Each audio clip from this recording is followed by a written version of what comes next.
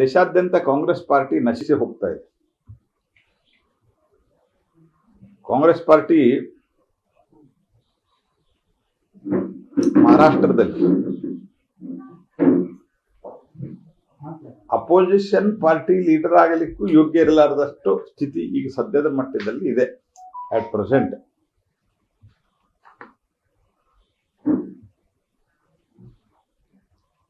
ಇದರದ ಒಟ್ಟು ಟ್ರೆಂಡ್ ನೋಡಿದ್ರೆ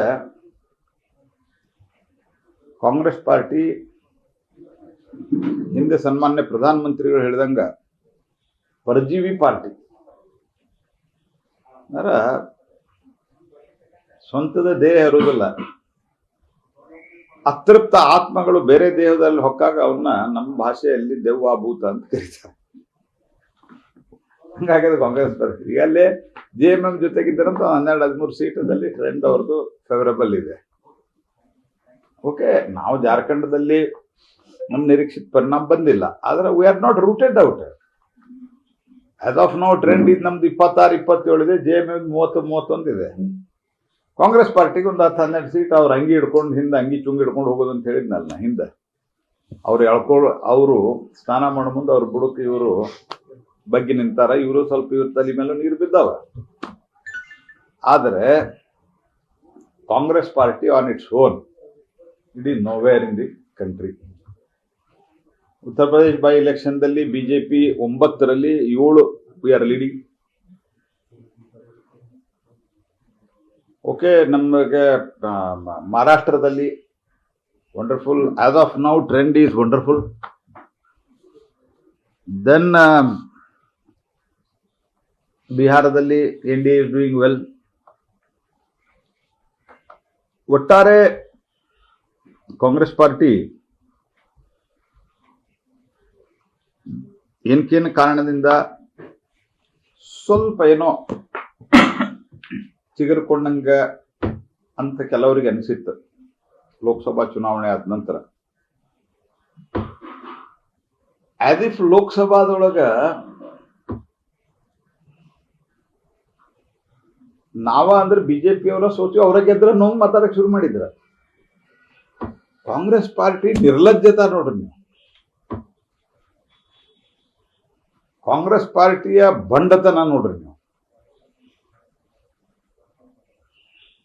ನಾ ಹಿಂದೂ ಹೇಳಿದ್ದ ಈ ಪಾಯಿಂಟ್, ಕಳೆದ 3 ಚುನಾವಣೆಯಲ್ಲಿ ಅಂದ್ರ 14, 19, 24 3 ಚುನಾವಣೆಗಳನ್ನು ಸೇರಿಸಿದ್ರೆ ಈ ಸರ್ತಿ BJP ಎಷ್ಟು ಬಂದದ ಅಷ್ಟು ಬಂದಿಲ್ಲ. ಅವ್ರ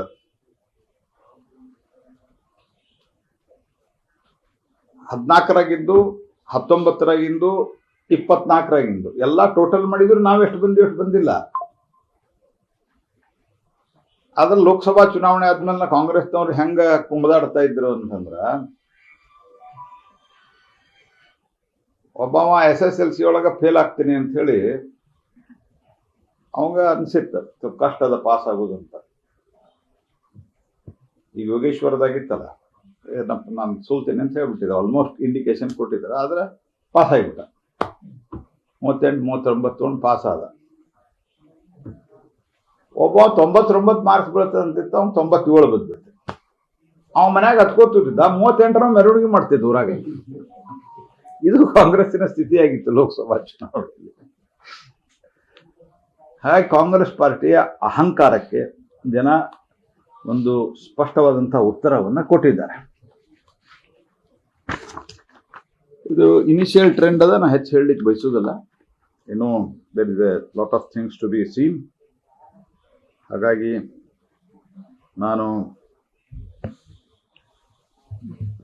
ಬಹಳ ಜಾಸ್ತಿ ಈ ಸಂದರ್ಭದಲ್ಲಿ ಹೇಳಲಿಕ್ಕೆ ನಾನು ಬಯಸೋದಿಲ್ಲ. 28 ಆಗಿದೆ ನಾವು ಜಾರ್ಖಂಡದಲ್ಲಿ. ವಿ ಆರ್ ನಾಟ್ ಎಲೆಕ್ಷನ್ದಲ್ಲಿ ನಾನು ಹೇಳೋದು ಸೋಲು ಗೆಲುವು ಯಾವುದೇ ಪಾರ್ಟಿಗೆ, ನಮ್ಮ ಪಾರ್ಟಿಗೆ ಅಂತಲ್ಲ, ಹಿಂದೂ ಹೇಳಿದೆ. ನಾವು ಗೆದ್ದಾಗೂ ಹೇಳಿನಿ, ಕಾಂಗ್ರೆಸ್ ಸೋತಾಗೂ ಹೇಳಿನಿ,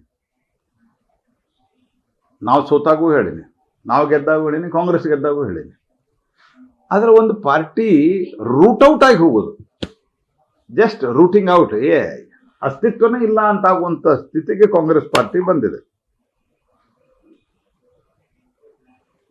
as of now trend JMM 30 BJP 28 ಅದ. ಅಂದ್ರೆ we are neck to neck.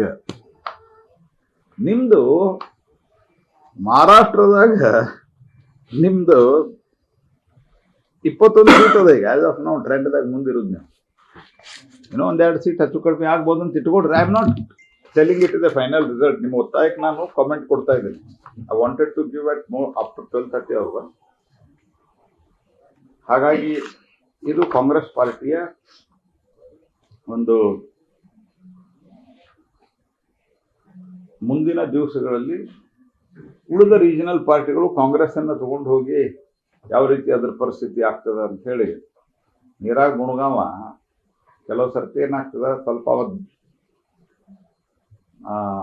ಭಾಳ ಡೀಪ್ ಆಗಿದ್ದ, ಗಾಬರಿ ಆಗೋವಿದ್ದ ಅಂತಂದ್ರೆ ಉಳಿಸ್ಲಿಕ್ಕೆ ಹೋಗೋನು ಹಿಡ್ಕೊಂಡು ಮುಳುಗ್ತಾನೆ.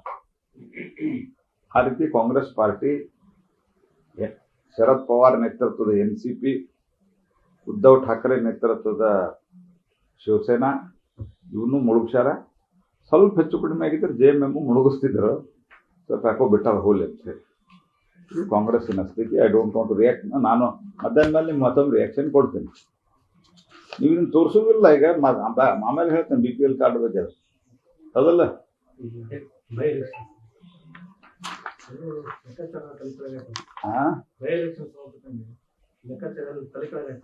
ಲೆಕ್ಕಾಚಾರ ಭಾಳ ತಲೆ ಕೆಳಗಾಗ್ಯದ ಅಂತ ನಂದೇನ ಇದಿಲ್ಲ. ನಮಗೆ ನಿರೀಕ್ಷೆ ಇದ್ದಿದ್ದು ಕರ್ನಾಟಕದ ಮಟ್ಟಿಗೆ ನಾವು 3 ಗೆಲ್ಬೇಕಂತ ನಿರೀಕ್ಷೆ ಇತ್ತು. ಆದ್ರೆ ಕಾಂಗ್ರೆಸ್ ಪಾರ್ಟಿ